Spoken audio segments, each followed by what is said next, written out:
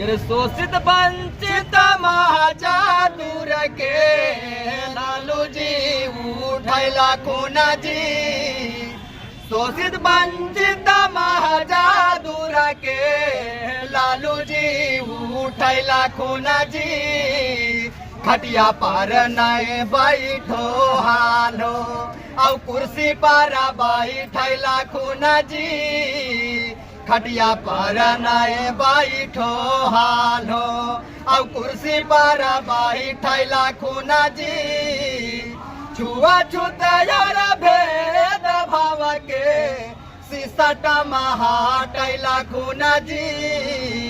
ऊंचा नीचे यार भेद भाव के सिसट महाटैला खूना जी। खटिया पर नए बैठो हालो और कुर्सी पर बैठैला खूना जी।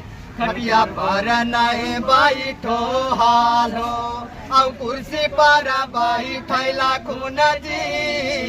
अरे फलो फूलो आगे बढ़ो, पर लालू जी को नहीं।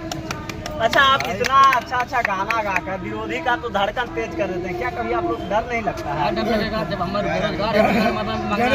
हमारा संविधान में ही लिखा हुआ है, सच्चाई है।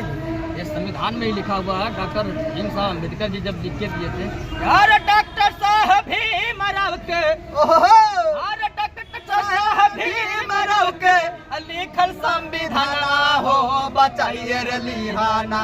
तो जागा जागा बहु जाना हो बचाइए रे लिहाना।